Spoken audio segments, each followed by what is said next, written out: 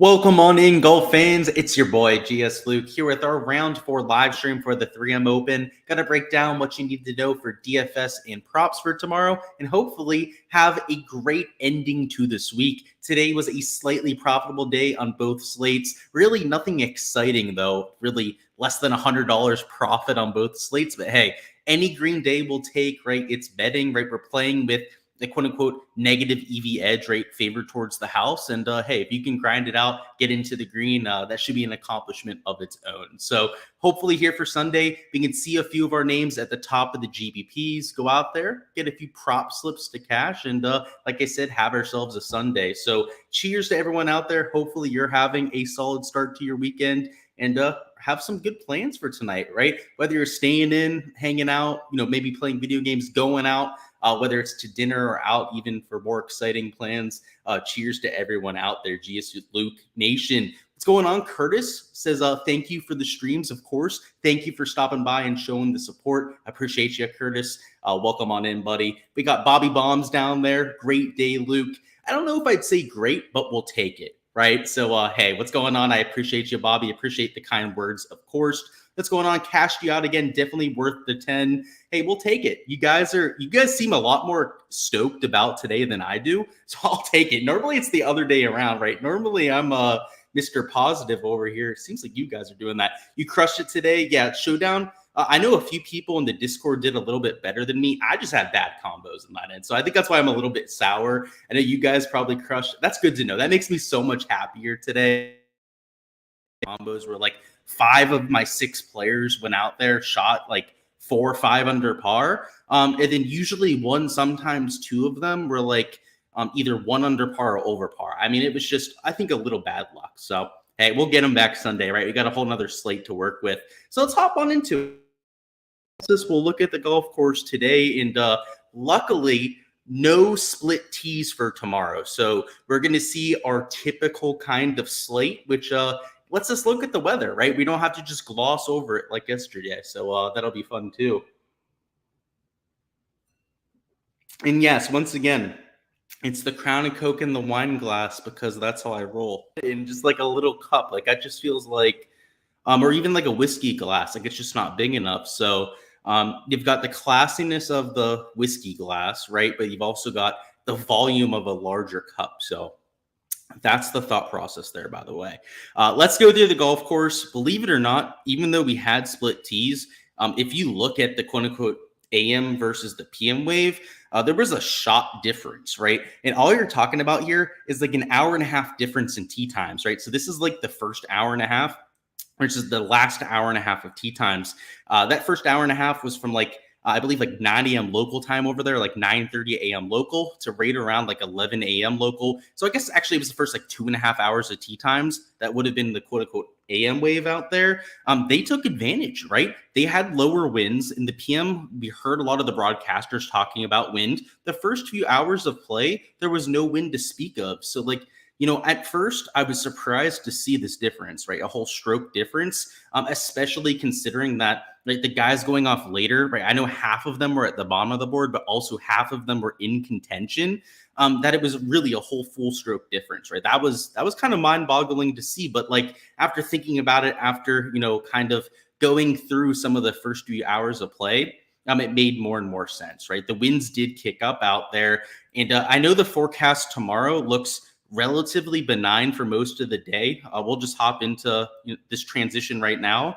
I do think that you might see that same kind of advantage, right? Maybe it won't be a whole stroke difference, but I'm thinking it'll be at least a half a stroke because not only do you have the wind gusts that are kicking up, I know it's only going from like 2 to like 7 mile an hour when it comes to the sustained winds, but you've got to realize this is a weather forecast, right? And I know that they're wrong all the time. And I know that 90% of the time that the PM wave has like 5 to 10 mile an hour higher winds, right? So tomorrow, this HRRR forecast isn't calling for that much of a discrepancy, at least in terms of the sustained winds, right? The wind gusts do get significantly higher. They get about 3 times as higher as what you have during the first few hours of play. But maybe the sustained winds are also relatively higher, right? That's kind of hard to predict. If you look at a few other models, they're kind of calling for the same thing. So I don't know if that really helps my case at all. Let's see. Can we find one that helps? Look at this. right? This Medio Blue model seems to agree with me. Let's look at this icon. Nope. It agrees with HRRR, GFS. I'd say that one's in between. So that's say that's a neutral vote, a no vote in either direction. And then kind of the same thing over here, right? It's kind of just the wind gusts that are getting higher in the PM. Wind gusts are the things that we typically worry about to begin with, right? So like this sustained wind difference, I don't know if it's going to be that big of a problem, but either way, there's going to be a few guys in the morning wave that I'm mixing in. It's a typical Sunday Showdown slate.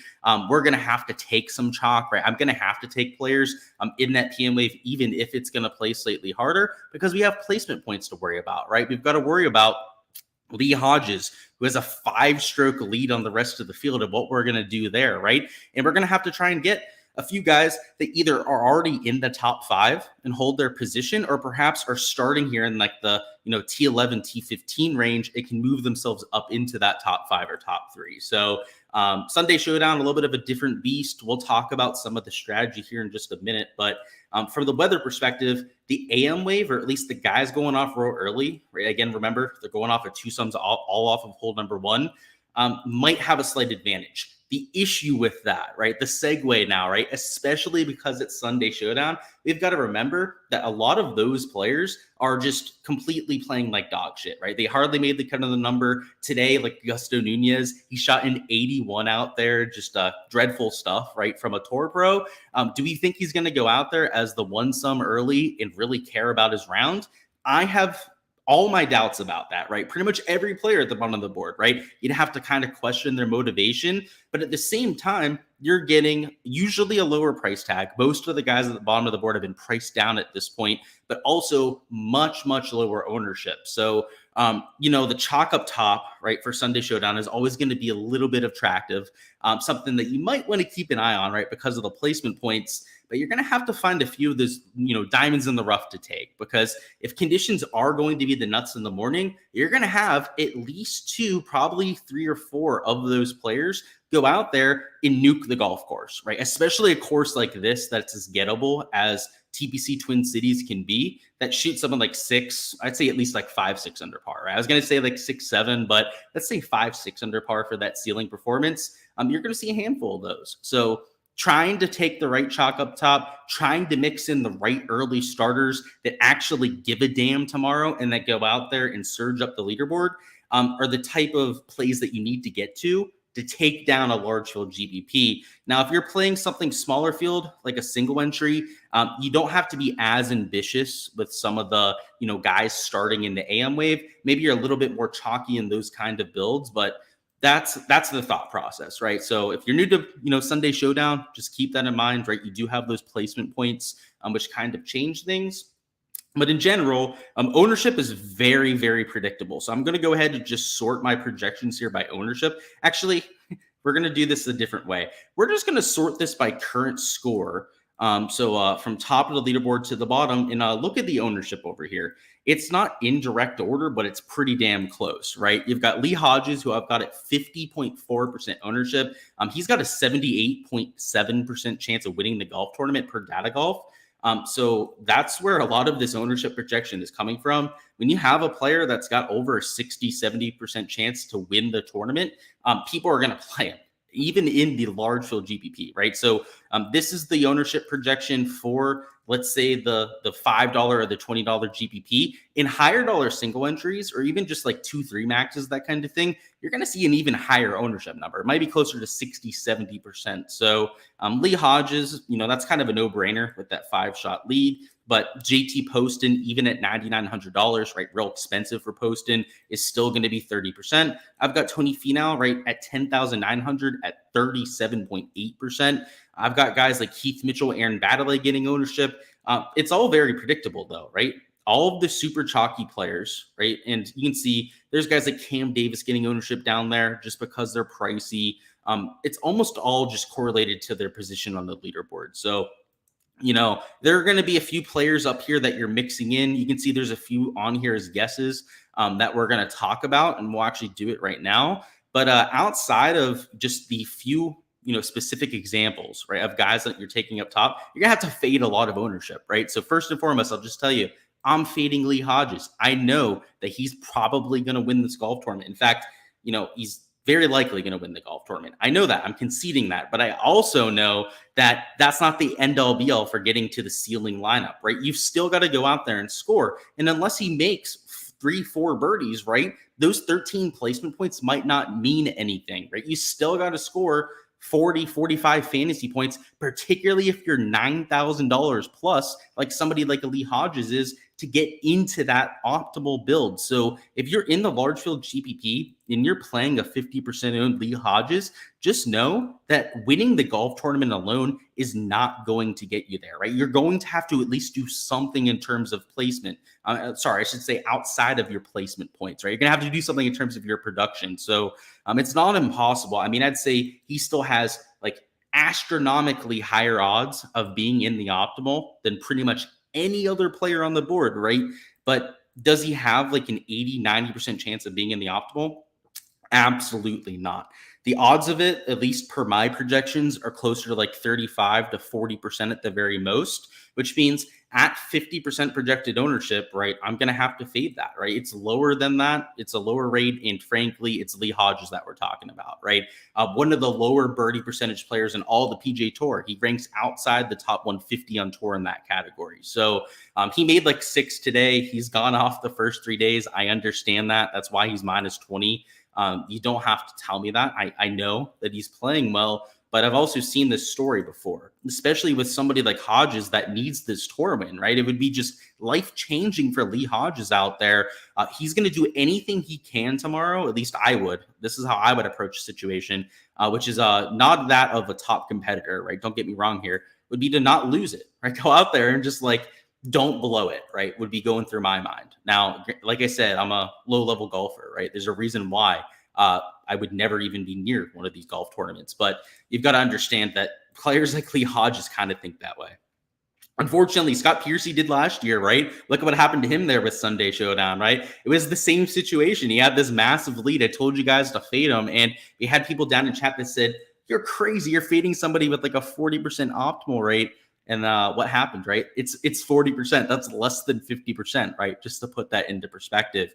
A few pieces of chalk that I'm playing. I do like Tony Finau. Right? Like if anyone's going to chase down Lee Hodges and shoot like a nuclear low round, like go Kevin Yu on the front 9, it's Tony Finau. I mean, he did it the first day that he came here, right? Thursday went out there. His first 5-6 holes was like 6 under par. Like if he does that and literally gets up there to like 18, 19 under par early, and again, that's asking a whole lot, but he's done it this week, right? It's not like we're asking him to do something that he's never done before. He did it 2 days ago. I mean, Lee Hodges is going to fold like a cheap lawn chair. So shout out to my boy the other week who gave me that little idiom to use, but I love it.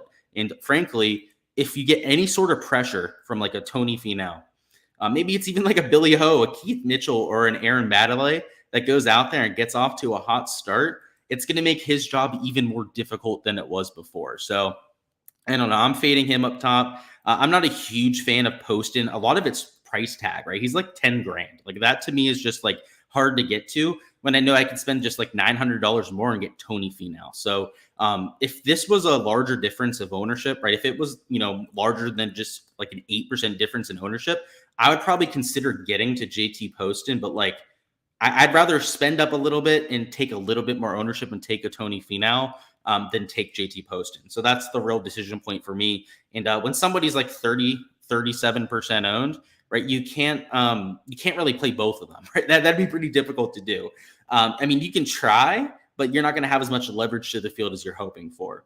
Aaron Baddeley, I love at $7,100. I feel like he's just constantly disrespected. Again, a play that we talked about yesterday that absolutely smashed, who obviously probably helped a lot of you guys out in terms of your lineups. But at $7,100, he's still way too cheap. And there are a few other chalky guys around him, right, in terms of pricing. So like Sam Ryder, right, I've got getting ownership. I guess like Nick Hardy, right, would be kind of in that stratosphere. Chesson Hadley down here, right, getting 12.8%. So that kind of puts this like 20.1% number in perspective, right? Like he's still, up there in the top 5 of the golf tournament in only 20.1% owned. Chesson Hadley, right, is 3 shots behind Aaron Baddeley, and he's only like 7% lower owned, right? Because people just don't like playing Aaron Baddeley. That's a trend that I've noticed. So I'll definitely be playing him. He always seems to be disrespected. We've got Keith Mitchell, Billy Horschel that I'm playing. Believe it or not, Billy Horschel has actually looked good this week. He's made me look like a clown for some props, but I've faded him just time and time again. And it has not worked over the first 3 days. And honestly, I'm probably going to fade his props again. I don't know what's going on with the formatting on here. It keeps doing that. But yeah, I'm going to continue to probably fade him on props. But for DFS, I've got to get some exposure. Like at this point, he's shown me a lot. Keith Mitchell, I'm playing $8,800. His ball striking today was through the roof. He also made quite a few putts.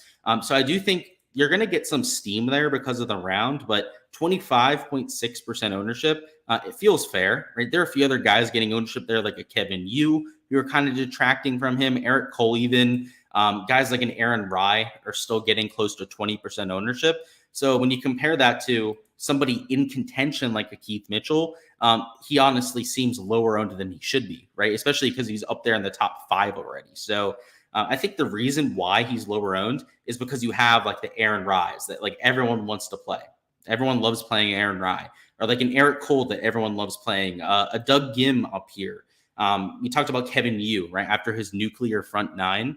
Like they're all the reasons why Keith Mitchell's lower owned than he should be, right? If we had shitty players around him that no one was getting to, or players completely out of contention, like you have with some of the guys in the 9K range, well, ownership would be a little bit more concentrated, right? You'd see guys getting to guys in like 30% ownership, like you see here. That's not the case down there in the 8K range because there are a lot of contenders down there. That's kind of the dynamics that we've got going on. Let me go ahead, sort this by salary once again. If you've got any questions about a specific player, go ahead, throw it down in chat. I'll get to it as soon as possible. And we'll talk through some of my lineup construction stuff here. So we went through a few of the chalky players that I'm getting to. In terms of pivots, they've got like Cam Davis at $9,500. I like getting to him because of his birdie or better upside. He also tends to play well for showdown kind of sample sizes, kind of like a Ludwig Aberg, right? Priced right above him. He either shoots like +3, +4, or like -5, -6. So you got to like that for a single round sample. So I'm getting to him for a little bit of differentiation. So say I'm starting with a Tony Finau, right? Nearly 40% owned. If you were going to take like a Lee Hodges, which I'm not, right? Just again, for full transparency, Cameron Davis is a great way to differentiate yourself, right? To kind of just like insert to force yourself to be a little bit different. Tom Hoagie, I'm taking for a little bit of differentiation. He's $8,200. He's going to be, I have him at 8.2%, but it wouldn't surprise me if he's even lower owned than that in reality. And we know how hot he can get, right? The guy can just throw darts like no other. Look at his round 1 performance for an example of how hot that he can get, which anytime we get him at low ownership, I'm going to be a buyer on Tom Hoagie. Like he's that kind of player, right? He's a showdown popper type of guy that you can get to. Let's see. We talked about Baddeley before. And yeah, that's it for guys that I have highlighted on here. I guess it's worth noting down here in the 6K range, there are a few guys I'm playing. In fact, there's even somebody at the flat 6K minimum that I'm playing for tomorrow. The reason why I have the guy I'm taking at 6K in my player pool, which is over there on the Patreon page, right? If you guys want to see all the 6K guys that I'm taking, and of course the rest of the guys at the top of the board I have as fillers. The reason why I'm taking somebody that cheap is because for Sunday Showdown, right? I kind of like the idea of taking like 2 or 3 guys, 9K plus, like really stacking that top 5, top 10 with a few of my conviction plays. And to get that job done, you're going to have to really save salary. And there's one guy at 6K that I think is just consistently disrespected. Like he's a better player than what Draftkings is saying with the 6K price tag. So I play him all the time, not even just like here for the Sunday Showdown slate. But yeah, there are quite a few cheap players that I'm getting to. Let's see. You're rocking the Woodford Reserve on the rocks. I've actually, after we get out of here, I'm going to go on Uber Eats and get some sort of liquor delivered. I've already had a few of these. This is number 2 of the night, so we probably shouldn't drive after this point. I guess I could Uber to the store. So I guess that's not an excuse. I'm either going to get a bottle of blends. The store next to me always holds me a bottle of blends that I can pick up, or might just go and get like 4 or 5 different bottles to like stock up my bar with, which one of them will be a new bottle of Crown, which I just ran out of last night. And then maybe a few other things. I don't know. But Woodford, I do like as well. Nice. Yeah, that was a tough beat, huh? The Billy Horschel 68.5. That happens. Yeah. I don't know. Is what it is. It would have been nice. We would have made an extra $750 today. Would have added to the bankroll even more if he wouldn't have done that. But honestly, it wasn't the last hole that was tilting. It was hole 2, him making a 30-foot putt for par. It was hole 3, him chipping in for par out of the deep rough. It was hole 6, him making like a 20-footer for birdie. I mean, there was just time and time again, Billy Horschel just bent us over and screwed us today. So the fact that it was even a sweat until 18 was a miracle, to be honest with you, based on like some of the luck, some of the ridiculous outlier shit that he had going for him today. That I kind of expected him to lose on that and birdieing the last hole. I fully expected that after he was making the chips from 50 yards out. Like literally, he chipped in on a hole, I believe it was 3 from the natural area. Like, how does that happen? Yeah, Eros probably mushed him. No, Eros is banned, Bobby. We got to get you back in there. I'm trying to message you on Patreon. I'm going to try again after we get off stream here, Bobby. Eros is banned for being a bitch ass. We'll just say that. He was being a bitch ass on the Discord and he got banned. Is what it is. Aaron Wright under 2.5 bogeys was free. Yeah, I was worried about it, Jason, after he bogeyed hole number 2. But that ended up being the really hard hole, right? The one that was the most difficult on the golf course. So, yeah, everyone bogeyed that. So, yeah, it was free. You're right. Yeah, he only made 1 bogey, right? That was pretty sweet. Let's talk about some props now. This live stream, I'm not going to just carry it out for a long time. I've got a few things I've got to get to tonight. So if you've got any DFS questions, we can still touch on them, throw them down in the chat. But we're going to start to take a look at these prop boards, which I'm guessing are uploaded. If we're starting to get prop questions of people coming into chat. So yeah, it looks like we've got a prop board over an Underdog. Looks like PrizePicks hasn't quite posted theirs yet. So if that ends up getting posted, if you guys could let me know in chat, that'd be super clutch. And yeah, conditions for tomorrow look pretty sweet, right? If you're just hopping in, you're somebody that just hopped in the chat. First off, smash that like one for me on your way in. But also the conditions for Sunday, like whether you're going off early or late, again, they're going up 2 sums off the tee number 1. So no split tees anymore.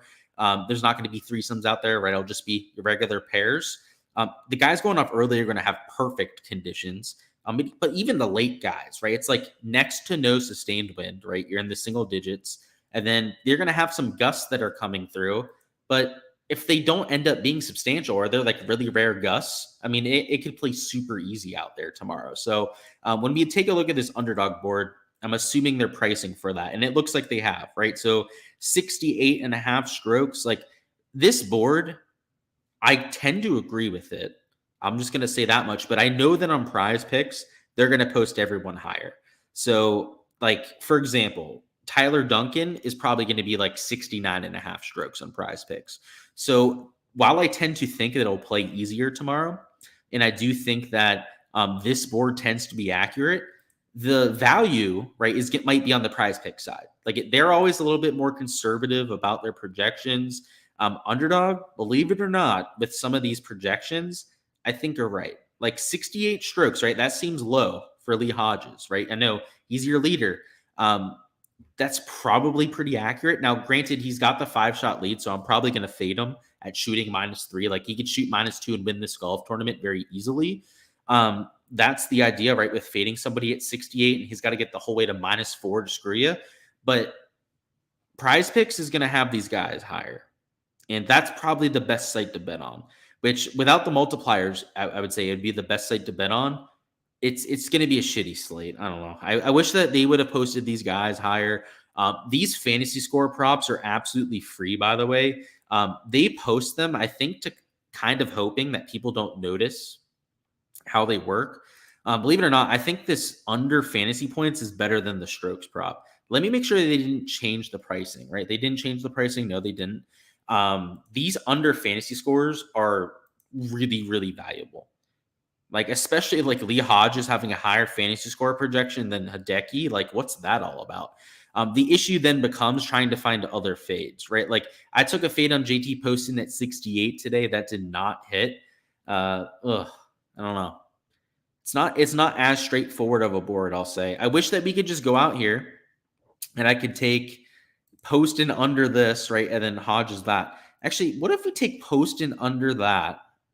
Under 35. That's a lot of fantasy score. And then Hodges over. Yeah, I like this. We're going to go with this. So the reason why I like this one a little bit more is Poston kind of feels like he might shoot like -4, -5 tomorrow. Lee Hodges is not shooting -4, -5 tomorrow. Not at -20, not at with a 5-shot lead. The guy's not going to shoot like nuclear low tomorrow. I could see JT Poston doing that. And based on how this fantasy scoring works, I don't know if you guys have started to add up some of these projections. It's like you can shoot -5 and not cover this projection. Like if you shoot -5, so I guess -5 you'd probably cover, but if you shot -4 with like 6 birdies and 2 bogeys, I believe that doesn't cover this 34.95 mark. I believe you just go under it if you make 6 birdies and 2 bogeys. So like that shows you just how difficult it is to go out there and try and cover some of those props. And look at this. His birdie or better mark's at 5, right? And he'd have to get to 6 to even make it close. If he went 5 and 2, just for full transparency, right? Maybe he gets 2 streaks because you do get an extra point for getting 2 birdies in a row, as you can see on there. Maybe he gets 2 streaks, but if he makes 5 birdies, right, that's 20 fantasy points. If he makes, let's say 2 bogeys, right, that's minus 2.4 points. So let's give him the 2 bonus points. So that's 22 points minus the 2.2. That's 19.8. And then you're left with 11 holes. That's under. So if he just follows his projections here, that's under his fantasy score projection by like 3 or 4 points. Like why wouldn't you take his under fantasy score then, right? I think that he's got value to go under 5. I think he's got value to go over 2 bogeys. Granted, he's in contention at a PGA Tour event. Like conditions look easier tomorrow, but these fantasy score props are like way mispriced. Like I liked the over for Lee Hodges, right? He's the leader by 5 strokes. There's going to be a lot of pressure there. That made sense. But the best props on the board are these fantasy score props, undoubtedly. The whole board. You could take the whole board for unders, and I would be for it. There's not one player that I would tell you to take an over for the fantasy score, because you could take any other category for a positive, supportive stance, and you would have more value than what you have for fantasy score. For fantasy score, you almost have to cover all 3 props to have any chance of hitting it. It's pretty crazy. Yeah, Billy putting routine is ridiculous. Yeah, he looks like he's having a little bit of an aneurysm over the ball, huh? Not playing this week. Good luck, though. Okay. Thank you. Appreciate that. Might put a lineup in for round 4 showdown. Yeah, feel free. You got I know you're in the Patreon, so you've got the spreadsheet at your disposal. It's dead spot on. He had 7 birdies today, 20 under for the week. Yeah, I don't agree with that, Eric. Maybe you're Red Mamba, the guy who makes these lines. It's not spot on at all. Absolutely not. It's every single one of these fantasy score props is not spot on. Let's do the math on it, by the way, okay? So 4.5 birdies, by the way, is 18 fantasy points, okay? The 2 bogeys is minus 2.2. So let me add it up on the calculator for you and give you his actual fantasy score projection, right? And we'll compare it to the one that they have on there, just so that we can do it. So 4.5 birdies, they're worth 4 points apiece, by the way, is 18 points. Okay, so we got the 18 points. He's projected for 2 bogeys, so that's minus 2.4 points. You get minus 1.2 for every bogey. That puts us back at 15.6 points. Okay, so 15.6 points.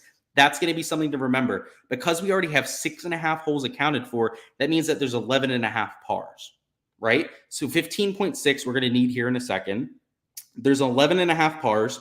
They're worth 1.1 points apiece, so that puts us at 12.65. Then we've got to go back there and add the leftovers, right? That puts us at 28 fantasy points if we add that together. 28.45.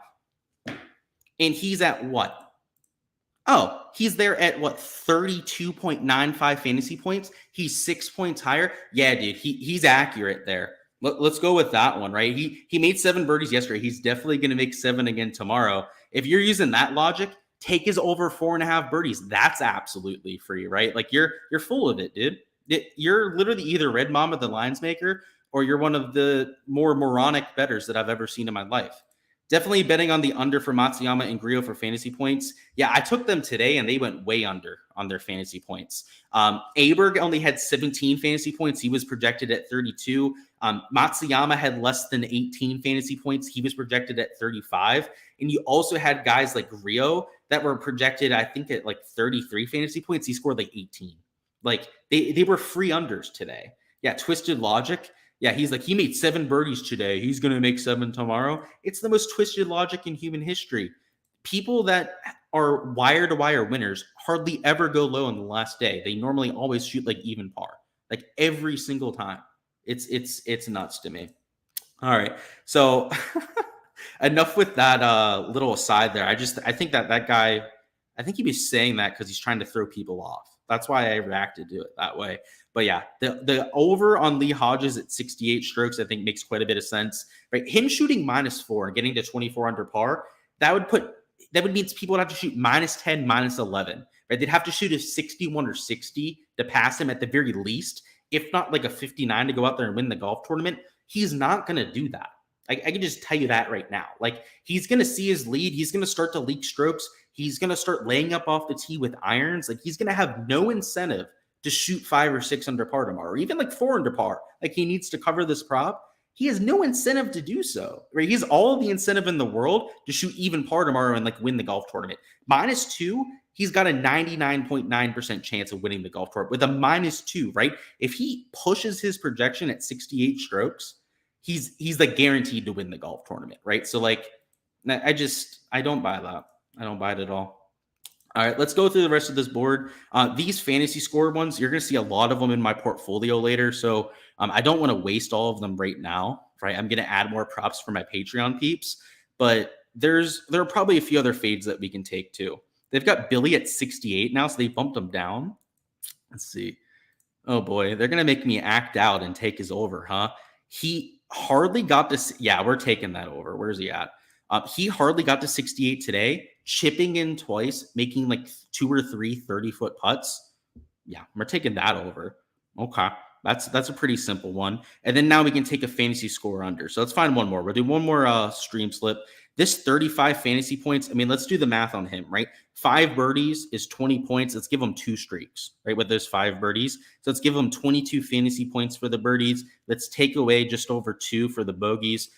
Put him back at 19.6 points. And then he's got 11 pars left. So let me do the math. So 11 pars is worth 12.1 points. And then plus 19.7. That's 31.8. So if we just put him directly at his projection here with Tony Finau, he'd be at 31.8, right? So that's why I like the unders here, right? It's just a math game. They're projected too high based on the underdog projections alone. I'm not talking about my projections, which I think that these props are maybe slightly too positive, if anything. Just based on their projections, they're wrong. That's all I'm saying. That's not a hot take. That's not me saying something that's weird or otherworldly, right? I think it's pretty straightforward. Let's see, this 4.5. What are these 4.5 guys at again? I'm going to do the math on that again. I know we did it a second ago. I just literally don't remember. It's 18 minus 2.4. Okay, so it's 15.6.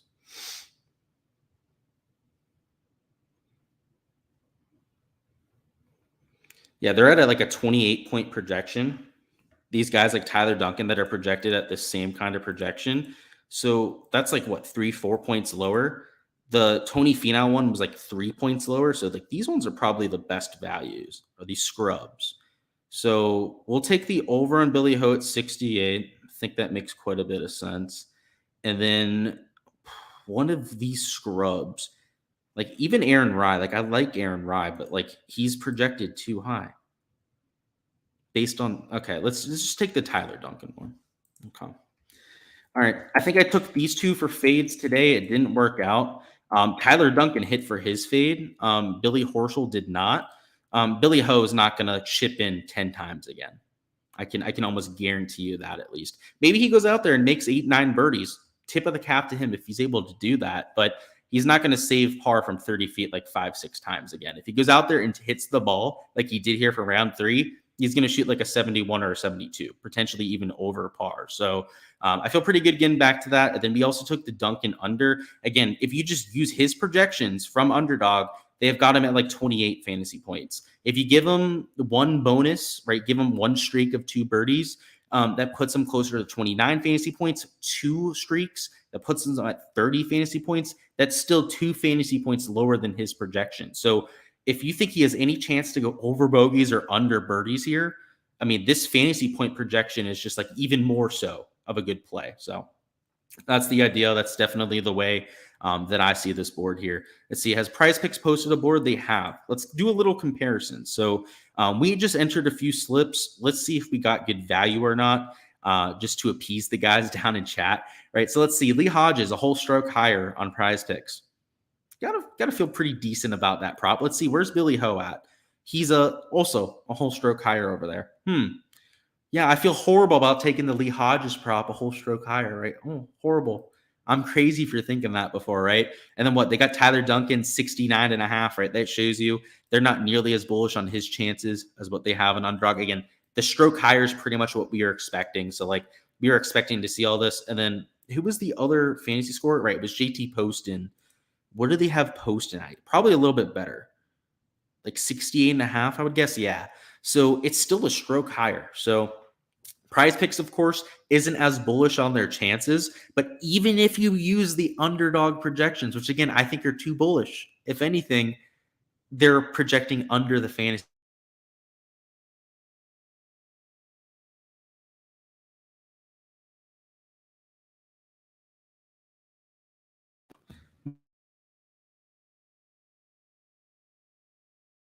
Something that's been going on for a while here.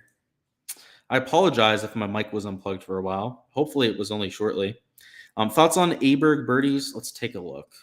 So on Prize Picks, they've got Aberg not on the board. Okay. That kind of stinks. What do we got him at on Underdog? I know they have him up here, right? So they've got him at 4.5 birdies.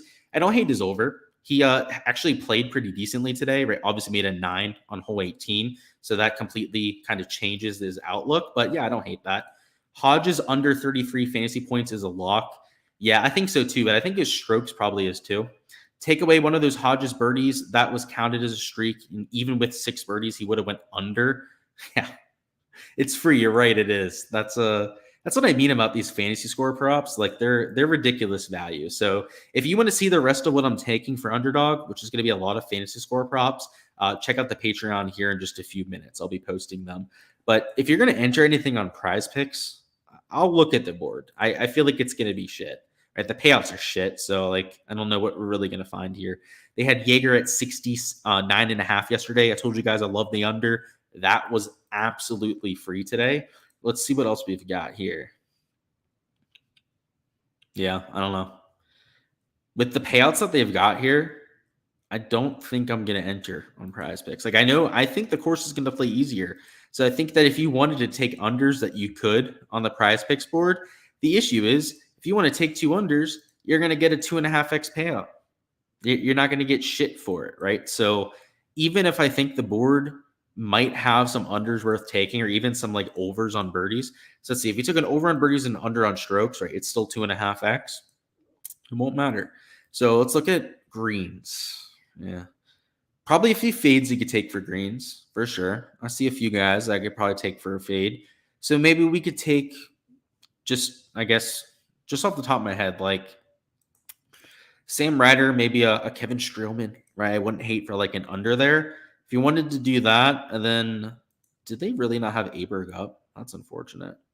They got Eric Cole up, but they don't have Aberg birdies up. Go there, throw in. Yeah, I don't even know. This board on Prize Picks. I know I was saying the Underdog before board seems kind of accurate. I kind of agree with this Prize Picks board more now that I'm seeing it. Now that I'm going through the projections, kind of seems a little bit more accurate. But yeah, maybe you threw an under on and like Sam Ryder, then like someone in for like an under on strokes. I don't think I'm going to do it. I don't know. That's like, it's not even worth giving them action at this point, right? Kind of just like giving them I don't even know, reinforcement. I guess, is that the word for it? Right. For going out there and changing the rules on us like that. Like it feels dirty to even play on prize picks with what they've done to the golf landscape. So I might stay away from it. They were the first site to go out there and really change their rules, go out there and hit us with the sledgehammer. Actually, I guess Underdog was the first to do it, but they changed their payouts over here in prize picks. Just, I don't know. Kind of want to hold it against them. Yeah, I see that. Appreciate that though. Metro says, thanks for the Patreon feed while you were recovering from RC.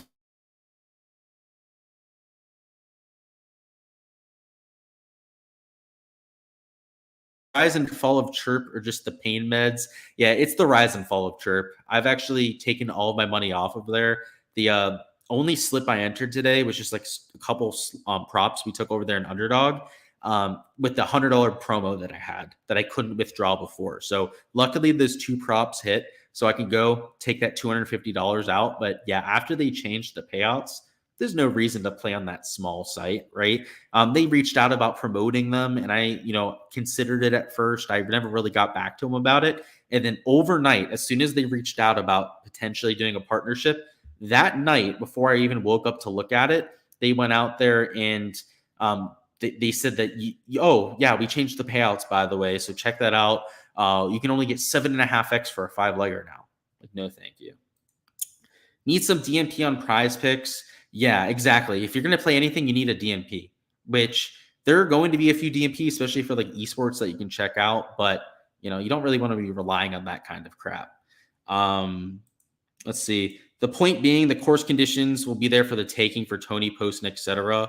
They'll be coming from. Feels like a career week for Hodges. No, it's Lee Hodges you're talking about, dude. Like, the guy's not like Jesus walking all of a sudden. And if you think that the fantasy score projection is wrong, then take any other prop for him, dude. Like, you're full of it for saying that the fantasy score prop is not a good prop to take. Then take his over for birdies. Like, it's like 1.5 birdies lower than what his fantasy score prop is, or take his under for bogeys even at 2. Like, there's just so many better props that you can take. So, like, I know you're trying to back up your position, but there's no real leg to stand on there, man. Like, you're wrong. Sorry, just admit it, okay? You've been combining these picks with Ohtani over fantasy points. It's been an ATM. Ohtani is a freak of nature. I've got to get bigger into more sports. I'm a huge golf and then football guy for the most part. I used to be really big into NBA and doing DFS every single day pretty much for NBA DFS. But yeah, today, or at least at this point, it's golf and NFL. So luckily, we'll have our second sport coming soon, which I do content for. I know we've had a lot of people join the channel since the off season. I do plenty of content for NFL. That's Showdown content, main slate content, even prop stuff over there for that side.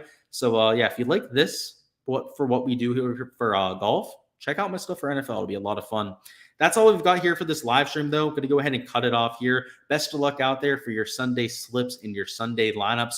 We'll hopefully see a few of our names at the top of the leaderboards and hopefully go out there and cash out a few prop slips. I've got a few slips I've got to go out there and enter for fantasy score. So best of luck out there. Check out the Patreon if you want all of that exposure, and check out the Patreon as well if you want to get access to the spreadsheets you saw before. So all the ownership, all the player pool, all the modeling that I use week in and week out.